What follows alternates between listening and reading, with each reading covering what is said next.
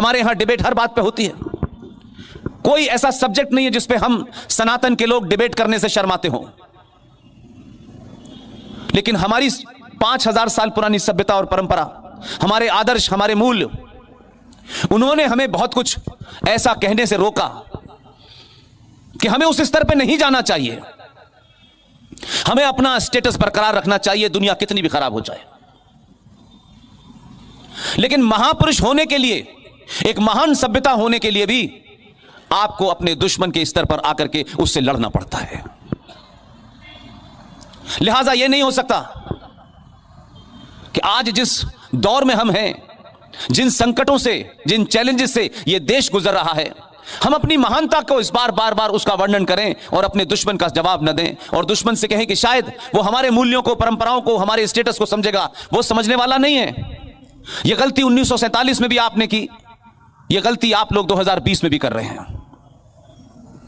सिंह साहब ने कहा कि देखिए, एक प्रधानमंत्री आया, उसकी आवाज, उसका कैरेक्टर, उसका किरदार, उसकी क्रेडिबिलिटी इतनी जबरदस्त थी कि उसने देश से कहा कि देश संकट के दौर से गुजर रहा है और हमारी फौजों के लिए अनाज की कमी है, क्या यह देश एक वक्त का खाना छोड़ सकता है? लोगों ने छोड़ा।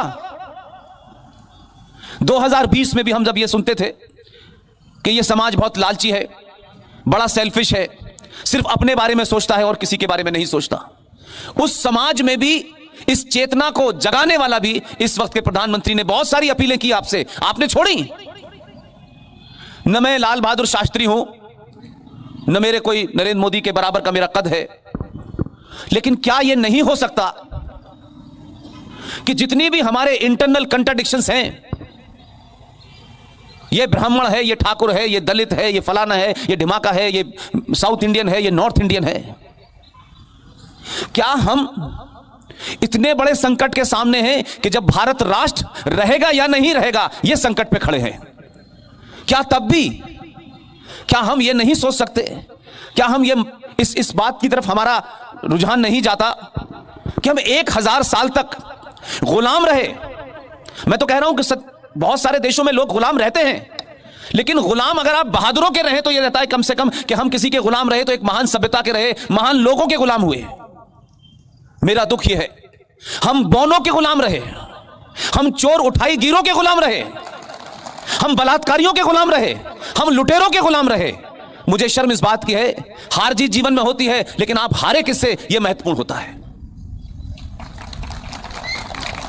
जिन कारणों से हम 1000 साल तक इस स्थिति में पहुंचे, आज भी हमारे समाज ने गलत बात करना, गलत नैरेटिव करना नहीं छोड़ा।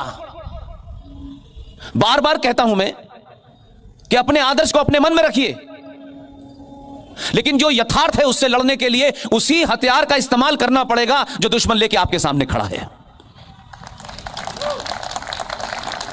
इसलिए हम आधी आधी बातें पढ़ते हैं।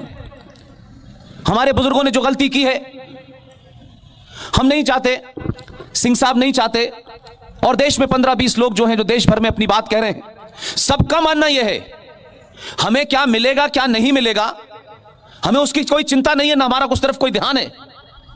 हमको सबको लगता है कि कोई शक्ति है, कोई कारण है कि हम लोग बिना किसी उसके, बगैर किसी से पूछे, हम सब लोगों ने अपना रोल तय कर लिया है। और हम जब ये सब कहते हैं तो मुझे लगता है कि इस समाज को भी अपना रोल तय करना चाहिए। जो जहां है, जिस स्थिति में है, जो उसकी योग्यता है, जो उसकी सलाहियत है, वो तय करे कि मुझे राष्ट्र के लिए क्या करना है। बहुत साल आप जी लिए हैं, ये बड़े बड़े मकान, ये बड़ी बड़ी गाड़ियां, ये आईटी इंडस्ट्री के सीईओ, ये राष्ट्रपति भवन, ये पार्लियामेंट, इस देश में तमाम ऐसी चीजें हैं जिसका वर्णन किया जा सकता है। ये एक भी नहीं रहने वाला है, ये ध्यान रखिएगा। कुछ कारणों की वजह से, क्योंकि आप हैं, बीच बीच में लोगों को लगता है कि कहीं ऐसा ना हो कि इनको अपने होने का एहसास हो जाए। 70 साल तक आपके नेताओं ने आपको बौना बना के रखा, आपसे झूठ बोला, आपके अंदर कुंठा भर दी, आप जिस महान सभ्यता के थे उस सभ्यता को ही खारिज कर दिया। और कुछ लोगों ने तो यह बताया कि यह देश 1947 में बना था और 1947 में ही हमारे पिताजी पैदा हुए थे। हमारे यहां बहादुरों की कहानी पढ़ाई नहीं गई। इस देश की मां और बहनों ने चमत्कार में बिलीव करना शुरू कर दिया। दोपहर में खाना बनाया और बाबा के यहां चमत्कार पाने चली गई। हमारी माओं ने जीजाबाई बनना छोड़ दिया। हमारी माओं ने, बहनों ने रानी लक्ष्मीबाई बनना छोड़ दिया। और उसी की वजह से अब हमारे यहां तैमूर पैदा हो रहे हैं। अगर जीजाबाई होती जो छत्रपति शिवाजी महाराज पैदा होता। अगर ये माएं अपने उस पुरुषार्थ को जानती, अपनी उस सभ्यता को जानती, तो सावरकर पैदा होता। हमारे अंदर कमियां आई। हमने जो 1000 साल पहले गलतियां की वो हम आज भी दोहरा रहे हैं। क्या यह मुमकिन नहीं है? इसके लिए कोई बहुत बड़ा आपको युद्ध नहीं लड़ना है। युद्ध आप अपने घर से शुरू कर सकते हैं। जो सामने दुश्मन है, जो इस देश को तोड़ना चाहते हैं, जिनकी ख्वाहिश है, वो लगे हुए हैं पिछले 70 साल से। आजादी की भी लड़ाई तथाकथित आपने लड़ी और बार बार ये झूठ बोला गया, खुल्लम खुल्ला झूठ बोला गया इस देश में। यह आजादी की लड़ाई हिंदू, मुसलमान, सिख, ईसाई ने सबने मिलकर लड़ी है। यह बहुत बड़ा झूठ है इस देश में। आप यह सच माने में लड़ाई लड़ रहे थे, लेकिन कुछ लोग लड़ाई लड़ रहे थे इसलिए कि उन्हें पाकिस्तान चाहिए था, और हमने पाकिस्तान दे भी दिया। चलो भाई, थोड़ी देर के लिए मान लें कि इन्हें पाकिस्तान चाहिए, पाक जमीन चाहिए, इस्लाम चाहिए, उनको अपनी पाक जमीन मुबारक और इस्लाम भी मुबारक। लेकिन यहां रह गए आप। हमने तो कहा नहीं था। लेकिन मेरा गुस्सा आपसे इसलिए है, मेरी नाराजगी आपसे इसलिए है कि ये जो बीमारी है हमें सच झूठ बोलने की, या तो ये हमारी कायरता की वजह से है, या हम डरपोक लोग हैं, या हम लड़ने से डरते हैं, या कुछ खो जाएगा इससे डरते हैं। इसमें से कोई एक कारण हो सकता है। जिनको जाना था वो चले गए, कम से कम वो ईमानदार थे, उन्होंने बता दिया हमारा इरादा यह है।